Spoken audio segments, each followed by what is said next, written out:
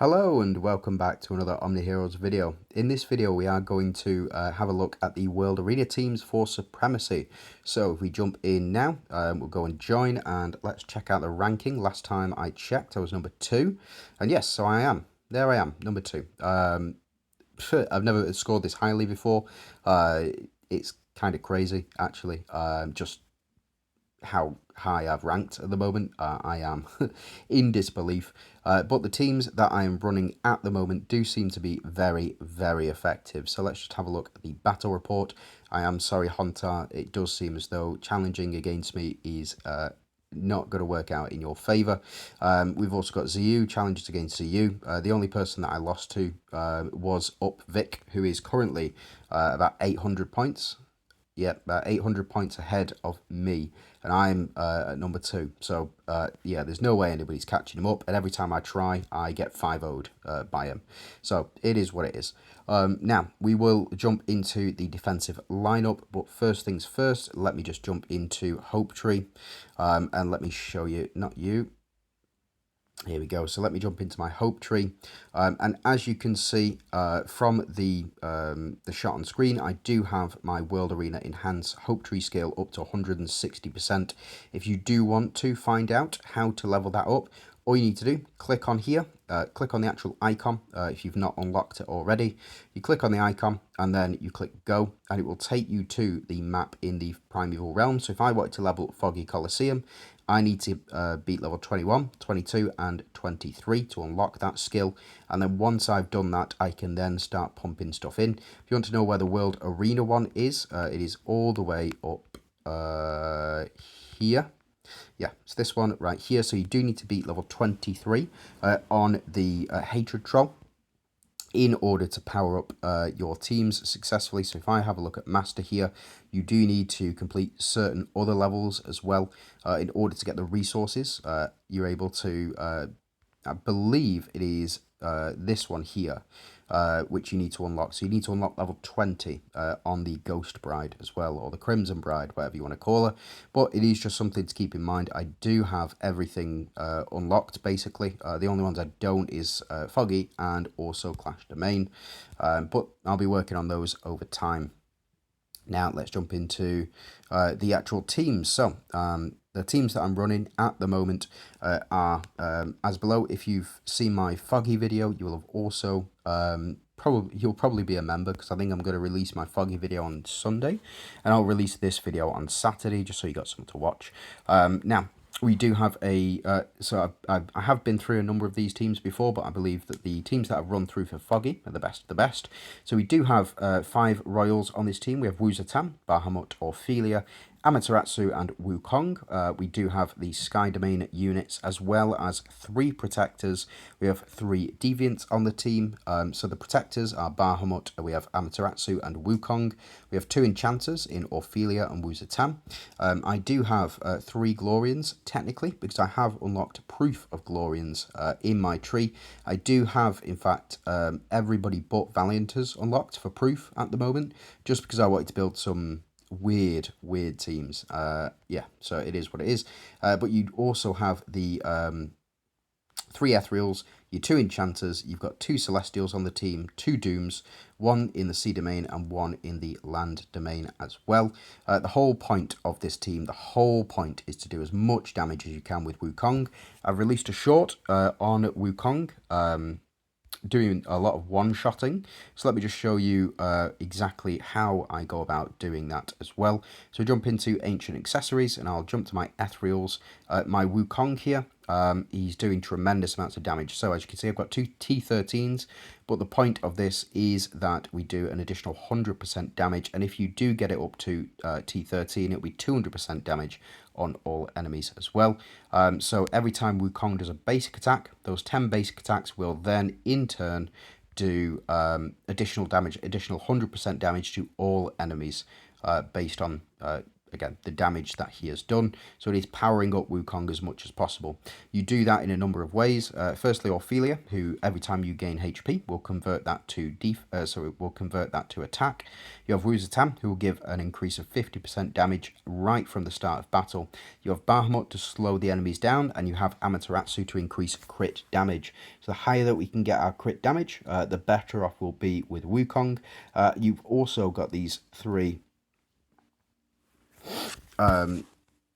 the three relics here. We do have increased crit damage from Pharaoh's sarcophagus. We have a fortitude as well. That's really important to this build, because if you go up against a Dooms team, for example, any Dooms team this season is going to be really powerful because of the 300% increased reflect rate, because you're always hitting with Wukong, because of the accessories. I have leveled up the majority of my units that I'm using within the teams that I'm running at the moment to have 200% accuracy and 200% increased attack as well. So we do have Orpheus Lair, and then we have Knight's Edge as well, because these matches do not last long enough for Chrono Relics to trigger.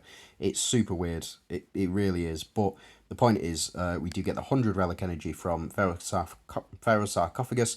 We do get the fortitude effect, and then we do get the increased attack and also the holy shields from the plague bow as well. I know it seems kind of weird, but trust me, it wins a lot of games. Now we have the increased damage by 300% for our for Wukong. We just want as much damage from Wukong as we possibly can, and we want him to do it as often as we can. Another option for specifically for this team, you can use the Gourd, which will swap Wukong's position on the field and allow him to proc that basic attack right at the start. But the problem with that is it just kind of if enemies have holy shields, it's not doing altogether too much. So we want to give Wukong as much protection as we possibly can. Again, Wu Zetian does that, and then we can stop him from being stunned or taunted for the first 2 rounds because we have 3 ethereals on the team. It's really, really powerful. And again, we have the three Glorians on the team technically. Now we move into the next team. This is another strange team, but we do have 2 Mystifiers. There we go. So we have 3 Light Seekers in Merlin, Doris, and Nawi. And actually, believe it or not, Nawi, Merlin, and Doris all do they all do survive very often. Like Talos goes down, Victoria goes down, despite I've got 1500% health for Talos through the accessories. I've got heal, I believe, with Victoria, or stun. I think I've got heal, but we've also got Doris, Merlin, and Nawi as well. They are the ones that survive. It's so weird. But we do have 3 Verdians on the team, so get Nawi to proc as quickly as we possibly can, and Doris as a striker, striker Verdian to pair alongside Nawi. And then we've got Merlin as well, to pair alongside Doris for the, as you can see, 3 Dooms that we've got on the team. We do technically have 3 Glorians as well in the form of Victoria and Nawi. And then we've got Talos in here for the Monarch synergy, just so that we get that survivability. Now you can also go with a Striker synergy on here on this team, but I found just having 3 Monarchs on the team allows you to survive, allows Nawi to attack through what she needs to. So we do have 2 in the land domain, which does increase our HP. So land domain increases by 3 million HP per ally, which is very, very important because we do want to survive for as long as possible. We only have 2 Royals on this team, Victoria and Talos, very, very strong. And again, we have 2 Strikers, 2 Celestials, technically 2 Mystifiers, Talos in the Sky domain, and then 1 for the Sea domain as well.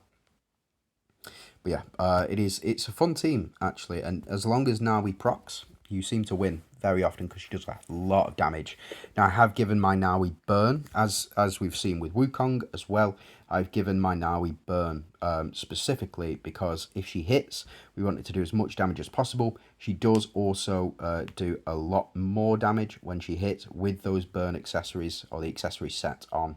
Now, we do have the Leviathan, we have the Stun Hammer, and we also have the scales as well, because there's not too much healing on this team specifically, but it is mainly to silence enemies, then to stun them and to control them as much as we possibly can, and also we have the scales for healing and debuff purposes as well.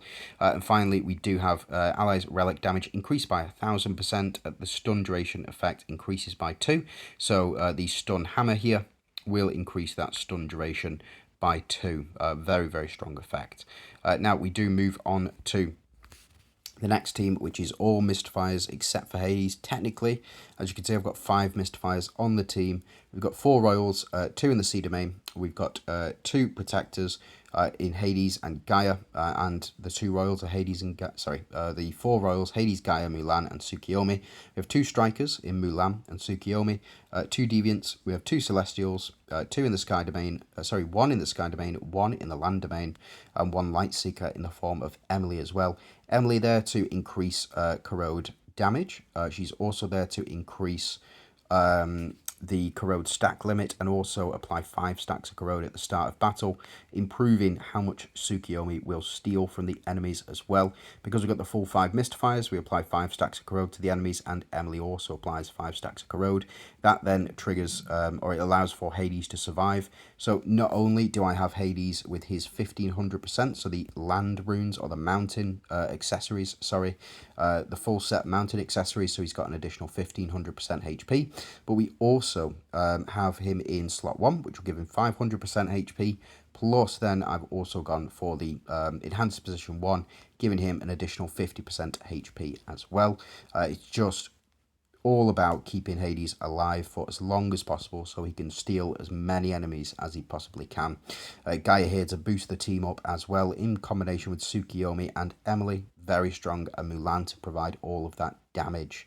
Now we do have a full set of Mystifiers, really enjoying the Cauldron in this build, especially in turn 1, because our team are going to be quicker, we're going to get that relic off faster, and then we won't take any damage in the first round, which is going to be really impactful moving forward for the rest of the team. So we're moving to team 4 now. We do have Lee, Albert, Mavis, Lily and Leah, and also Aphrodite. We do have all 5 Monarchs on this team, and we have 4 Lightseekers as well. So just in case you aren't aware, Lightseekers is the same as a Royal buff, in that for every 1 stack of buff gained by a Lightseeker, increases damage boost and damage reduction by 3% up to 20 stacks, so up to 60% damage reduction and 60% damage increase as well. So we have Mavis on this front slot paired with Aphrodite and Albert. We have the 3 Monarchs in this team from the Avengers lineup, and we also have Lily and Leah and Lee and for the Glorians synergy as well. Yeah, really powerful team overall. The only thing that I would change if I could is this particular Umbra Torch here. I think that adding in instead this one, so the relic for the mix of Glorians. In fact, I think I will. What a silly fool. We'll skip ahead. Hold on. And pop you in. Go back to team 4. Yeah, team 4. And again, it's just all about keeping this team alive for as long as possible so Lee can build up.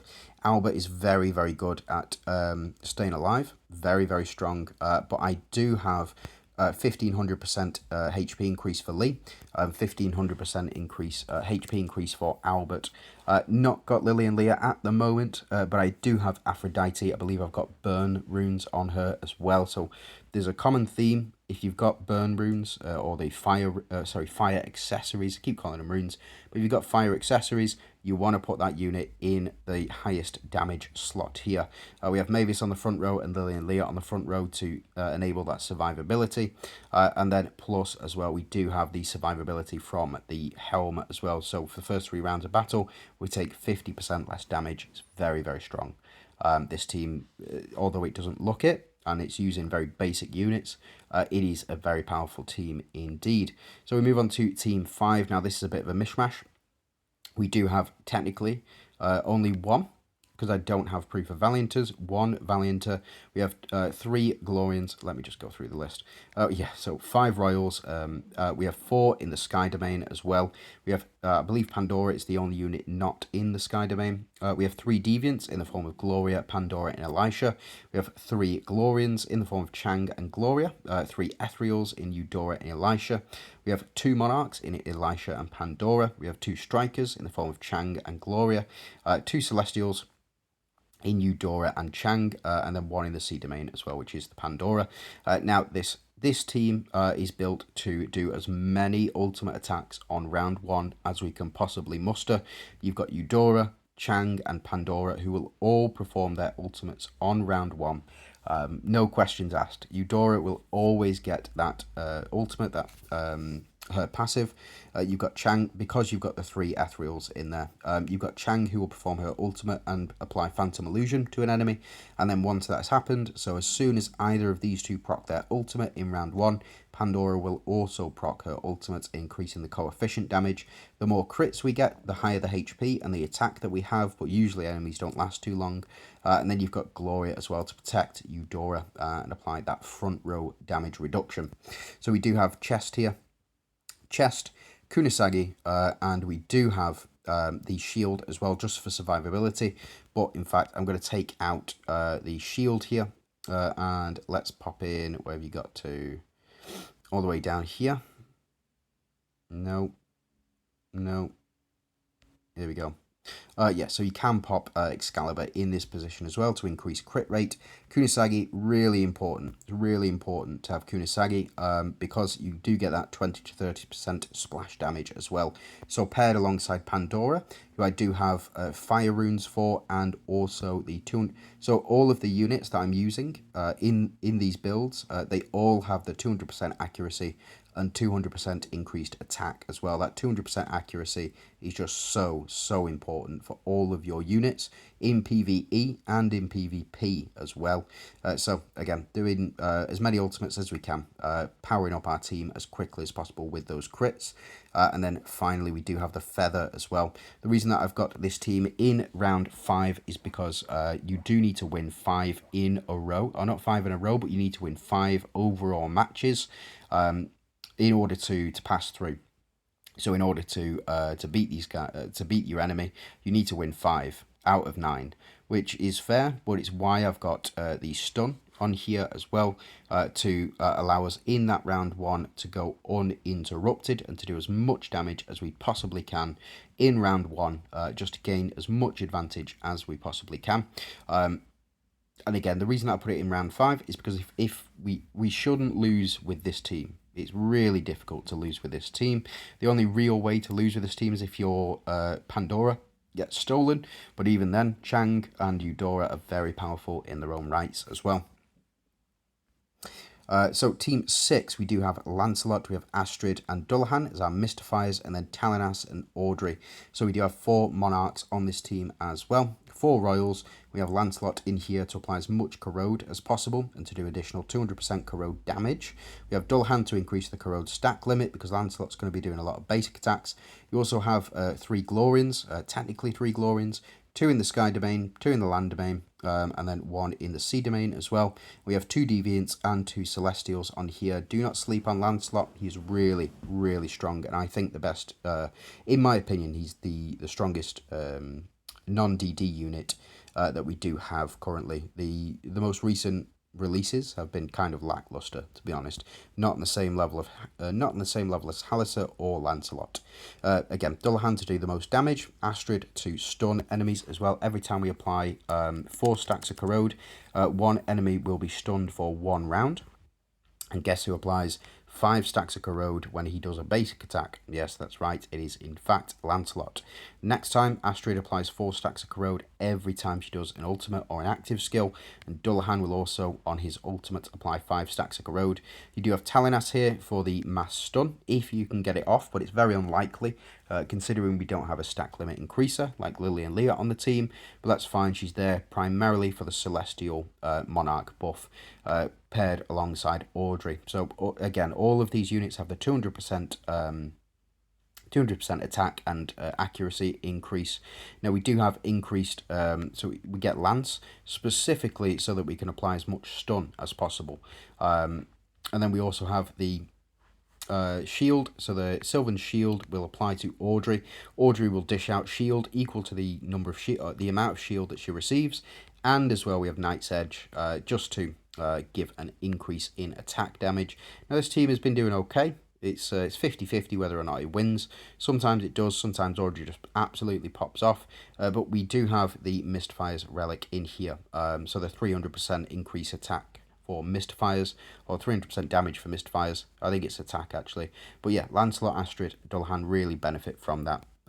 Really, again, this is sort of it's a 50-50 team. Either you win with it or you lose with it. But we do have Team 7, so this is Arthur, Behemoth, and Leviathan, and Halissa. So we've got 4 Monarchs. Again, you see a central theme running through all of these Monarchs, and do as much damage as we possibly can.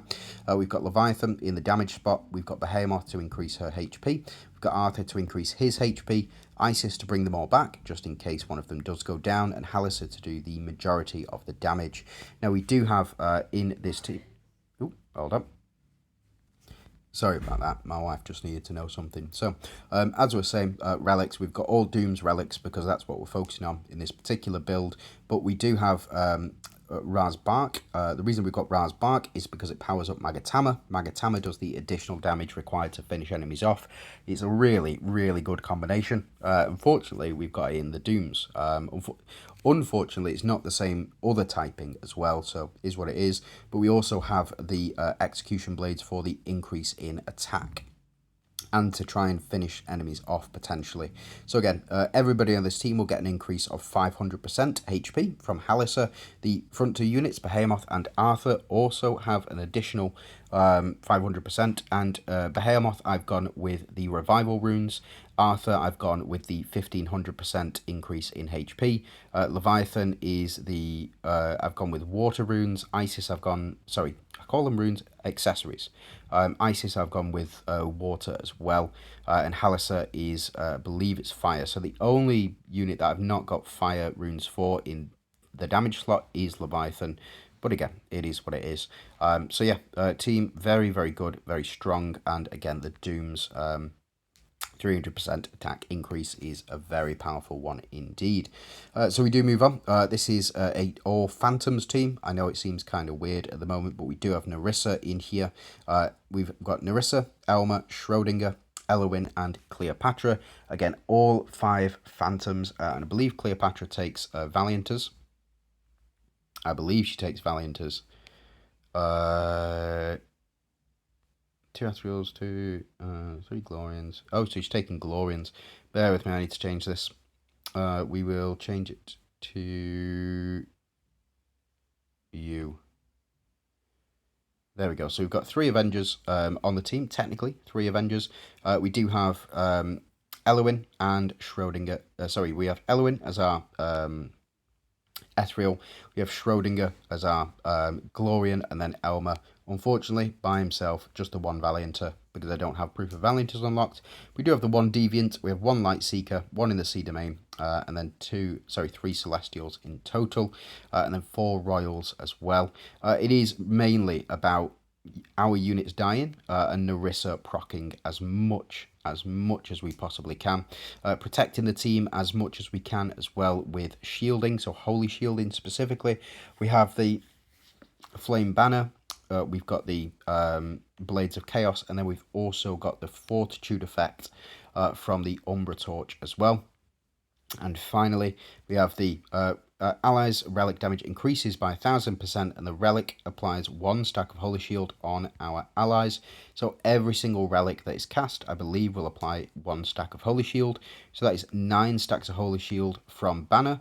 It is 3 stacks of Holy Shield per proc from the Blades of Chaos, and then even Umbra Torch, I believe, will apply Holy Shields. And guess who else applies Holy Shields as well? It's just all Holy Shields all the time. And that is Team 8. It is about surviving for as long as possible so that Elma can build up and Cleopatra can build up as well, and Schrodinger can build up too. Elowin to provide the Awaken ability and Narissa to do all of the damage all the time, 24/7. Really, really strong team. And then finally, the team that I have relied on to win as many matches as possible. So you've got Sylvan, Ayushta, and Dahlia in our Dooms slots, and then we've got two, technically three Avengers in Althea and Janna as well. So our team will revive immediately when the Avengers buff kicks in, which it should do. Plus, then it's all Phantoms all the time. So 5 Phantoms, 4 Royals. We've got 4 Dooms on the team. We've got 3 in the land domain, which will increase our HP. Just keep that in mind, by 6 million. Each unit gets 6 million additional HP. We've got 3 Avengers. We've got 2 Deviants, 2 Celestials, 1 in the sky, 1 in the sea, and 1 Light Seeker as well. In the form of Sylvan, but Sylvan does absolutely massive damage. She really does. She does that 1500% ultimate attack. It's really tasty. But Janna here, basically you need everybody to survive. Everybody to die except for Janna, and then Janna will finish off enemies as quickly as possible. So we do have the additional damage for Avengers because we want Janna to do as much damage as possible.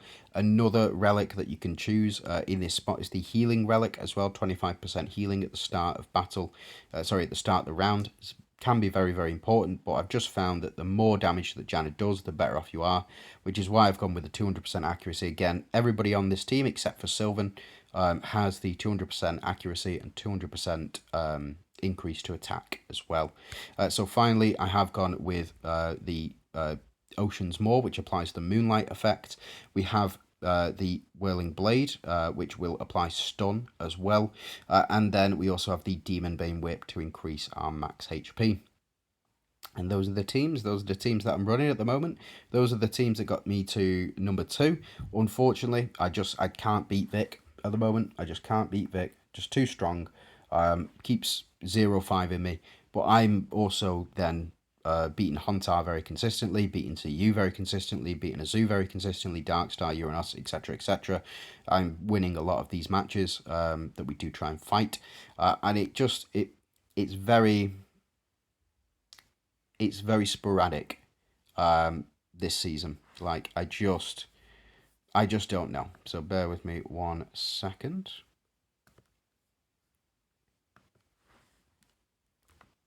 Yeah, so it's just super sporadic this season, but it is what it is. What else can you do? So I just want to say thanks very much for watching. I do hope you have a fantastic day, and good luck in all of your attempts in World Arena. Remember, save up these attempts. As you can see, I've still got 35 here, and I've got 11 challenges left as well, just to try and get up to that number 2 spot. Technically up to the number 1, but just no way of me doing it at all. It is what it is. But yeah. Thanks very much for watching. I do hope you have a fantastic day and good luck in whatever it is that you are doing.